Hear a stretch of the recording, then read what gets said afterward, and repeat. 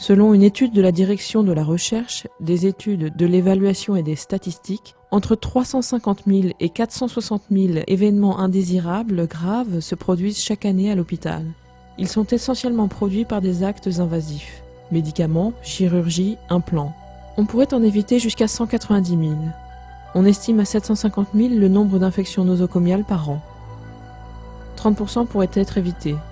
Un patient sur 10 rentrant à l'hôpital subit un événement indésirable lié aux soins. Selon l'Organisation mondiale de la santé, 30 000 patients décèdent tous les ans d'accidents médicaux dans nos hôpitaux.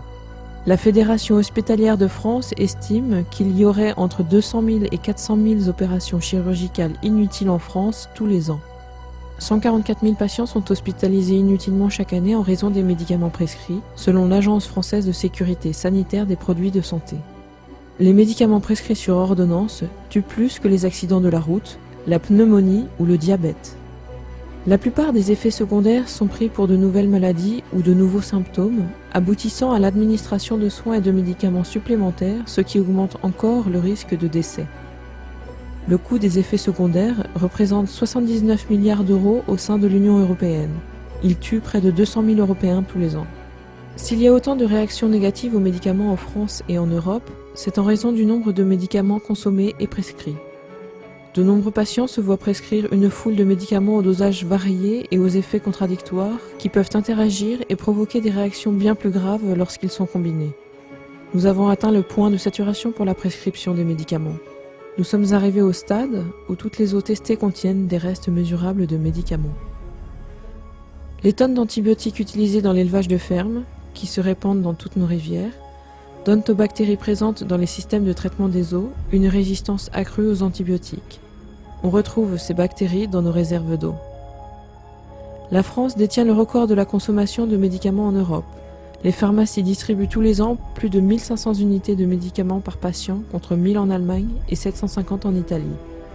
En 2010, 50 boîtes de médicaments ont été prescrites par personne en France, ce qui fait plus de 3 milliards de boîtes de médicaments vendues dans l'année. 50% des Français âgés de plus de 65 ans prennent entre 1 et 4 médicaments chaque jour. 38% de ces Français prennent de 5 à 10 médicaments par jour. 1% de ces Français prennent plus de 10 médicaments différents par jour. Les médecins français prescrivent 4 fois plus que les médecins britanniques, irlandais, italiens ou grecs, et 6 fois plus que les Danois, les Belges et les Allemands, selon le chercheur Bertolt Würmser, un expert européen sur les questions de santé. À âge égal, beaucoup de Français ont des problèmes de santé qu'ils n'avaient pas il y a 20 ans. Les maladies dégénératives sont de plus en plus répandues. L'incidence de plusieurs cancers a doublé. 12% des personnes âgées de 80 ans sont atteintes de démence sénile que l'on pourrait éviter. Nos personnes âgées sont assommées de médicaments et ne s'en portent pas mieux. Le système de santé en France privilégie le traitement de la maladie et non la prévention. Si l'on en juge par les seules dépenses de santé, la France devrait être le pays où l'on vit le plus longtemps en bonne santé. Mais ce n'est pas le cas. Le pire, c'est que nous savons pourquoi. Le système de santé ne traite que les maladies. Cette politique est liée aux stratégies de marketing ultra sophistiquées des grands laboratoires pharmaceutiques. La fraude, autant chez les patients que les prescripteurs, et par l'industrie pharmaceutique elle-même. Les prescriptions systématiques et erronées. Les procédures médicales et les hospitalisations inutiles. La médecine moderne ne s'occupe plus de la santé. C'est une industrie mercantile de la maladie qui ne peut survivre que si des millions de personnes deviennent malades et le reste.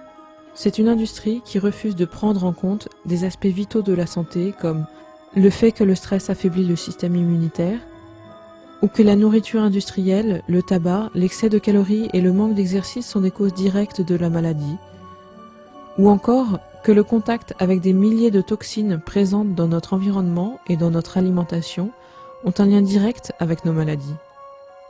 On nous dit de faire attention au soleil, mais de plus en plus de personnes meurent chaque année de cancer en raison de manque d'exposition au soleil. Le marketing mensonger a changé nos habitudes alimentaires. Les consommateurs se sont massivement tournés vers les produits alimentaires industriels ou mauvais pour la santé. Tant que nous ne changerons pas l'orientation de notre système de santé, rien ne changera. Nous devons mener une vie plus saine, faire plus d'exercice et adopter des régimes alimentaires adaptés à nos systèmes immunitaires. Nous devrions combattre la maladie, la prévenir et éviter au maximum tous les dommages collatéraux pour les patients. Mais une analyse attentive et objective des faits montre que ce n'est pas le cas. Il est temps d'arrêter de bombarder notre organisme de médicaments et d'aller chercher une bonne santé en vivant de manière saine et équilibrée.